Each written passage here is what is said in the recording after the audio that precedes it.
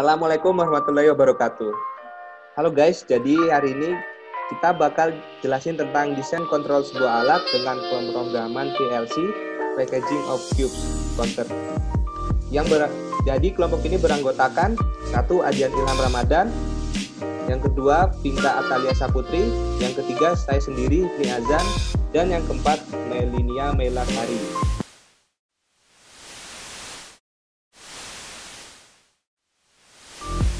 Desain. Di sini kami menggunakan SCPEP versi 2C18. Untuk modulnya kita menggunakan packaging of cube counter. Di gambar ini terdapat dua box yang saling berjalan maju untuk memasukkan ke box yang lebih besar itu. Di box lebih besar itu terdapat ada sensor juga untuk menghitung counternya. Jadi pas boxnya jatuh dia tidak otomatis isi sesuai keinginannya, tapi sesuai boxnya sendiri. Next.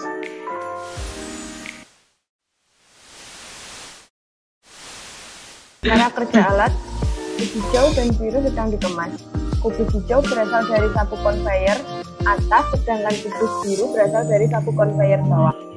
Motor harus dihidupkan dan dimatikan sebagaimana mestinya. 3 kubus hijau dan 5 kubus biru dapat ditempatkan di setiap kotak. Kubus yang sudah pernah jatuh dari kotak, sebuah sensor menunjukkan apakah kotak dalam posisi yang benar dan tidak berisi jumlah kubus yang benar. Tugas tersebut harus diselesaikan sedemikian rupa sehingga jumlah ekstra kubus ditempatkan di setiap kotak dan tidak ada satu kubus terlebih yang jatuh dari konveyor.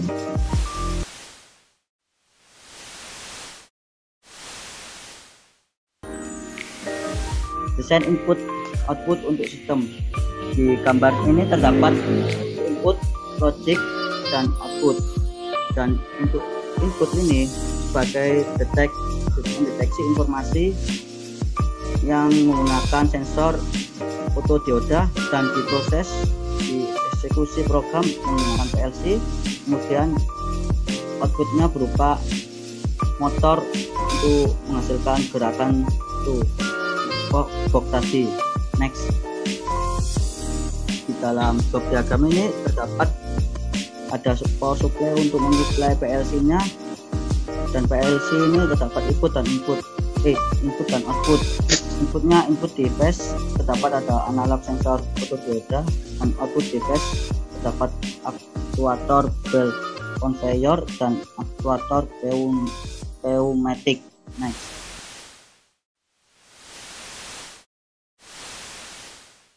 Jenis sensor dan aktuator. Sensor 1, sensor fotodioda. Sensor fotodioda pada alat ini digunakan sebagai pendeteksi keberadaan barang dan sebagai pendeteksi warna yang nantinya akan memisahkan warna. Sensor fotodioda merupakan komponen elektronika yang dapat mengubah cahaya menjadi aliran listrik, misal pada inframerah ke scanner dapat. Sensor ini akan mengalirkan arus yang membentuk fungsi linear terhadap intensitas cahaya. Next. Cara kerja sensor fotodioda. Sensor ini terbuat dari semikonduktor PN junction. Maka cahaya yang diserap oleh fotodioda akan mengakibatkan terjadinya pergeseran foton yang akan menghasilkan pasangan elektron hole di kedua sisi dari sambungan. Ketika elektron-elektron yang dihasilkan masuk ke pita konduksi, maka elektron itu akan mengalir ke arah positif sumber. Cara penangkapan sinyal sebagai sensor cahaya. Sensor cahaya dapat dibuat berdasarkan dua konfigurasi, yaitu pull up dan pull down. Kedua output ini mempunyai output berbeda. Jika menggunakan pull up fotodioda, maka output akan menghasilkan logika 1 apabila diberikan cahaya yang cukup. Sebaliknya, apabila fotodioda tidak diberikan cahaya, maka output akan berlogika 0. Jika menggunakan pull down fotodioda, maka output akan menghasilkan logika 1 apabila tidak diberi cahaya. Dan apabila fotodioda diberikan cahaya yang cukup, maka output akan berlogika 1. Cara penangkapan sinyal sebagai sensor pendeteksi warna. LED akan memancarkan cahaya ke objek, dan fotodioda akan menerima cahaya yang dipantulkan oleh objek tersebut.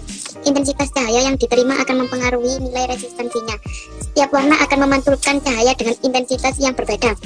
Semakin besar intensitas cahaya yang diterima oleh fotodioda, maka nilai resistansinya semakin kecil dan nilai tegangan outputnya akan semakin kecil. Untuk membedakan warna merah atau warna hijau, diatur nilai tegangan referensinya sehingga memiliki nilai di antara nilai tegangan output dari fotodioda saat menerima pantulan cahaya dari objek. Next. Aktuator 1. Aktuator pneumatik. sebuah sistem yang dijalankan oleh media udara bertekanan sebagai supply ke bagian pengontrol maupun ke bagian penggerak. Penggunaan sistem ini dikembangkan untuk berbagai keperluan proses produksi yang selama ini dilakukan oleh tenaga manusia. Cara kerja. Secara umum, udara yang dihisap oleh kompresor akan disimpan dalam suatu tabung penampung. Sebelum digunakan, udara dari kompresor diolah di dalam regulator agar menjadi kering dan mengandung sedikit pelumas. Udara dari regulator yang dapat digunakan untuk menggerakkan kutub penggerak, baik berupa silinder yang bergerak translasi maupun motor pneumatik yang bergerak rotasi. Next. 2. Belt conveyor. Belt conveyor merupakan salah satu handling sistem yang digunakan untuk memindahkan bulk load dan digunakan untuk memindahkan unit load. Belt merupakan sabuk yang berputar pada drum yang ditumpuk oleh idle pulley atau stationary runways. Syarat yang harus dipenuhi adalah sifat hidrokopis harus rendah, tidak mudah lembab. Belt pada conveyor digunakan untuk meletakkan barang di atasnya sehingga leher belt harus diperhatikan.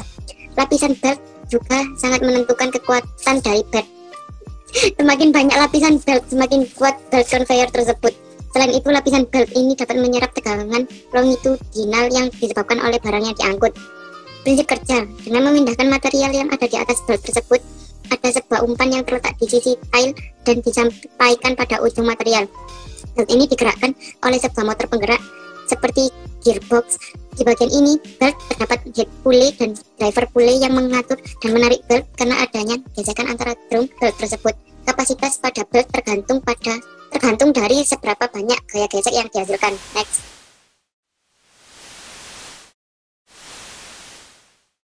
Logika kerja dan program PLC.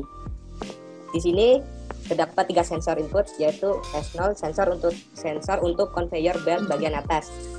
Yang kotak itu berwarna hijau, yang selanjutnya S1 sensor untuk conveyor bagian bawah, dan kotak ini berwarna merah. Dan yang selanjutnya S2 sensor untuk tanda kotak belum penuh. Lalu untuk outputnya terdapat A0 aktuator untuk memulai conveyor belt bagian atas. Tetap pada kotak hijau. Yang selanjutnya A1 aktuator untuk conveyor belt bagian bawah yang berwarna merah kotaknya. Yang selanjutnya A2 aktuator untuk mengganti kotak. Nah, selanjutnya ini adalah logika kerja programnya. Nah, di sini dijelaskan bahwa S2 sama dengan 1, ini inputnya. Lalu outputnya itu A0 sama dengan 1, A1 sama dengan 1.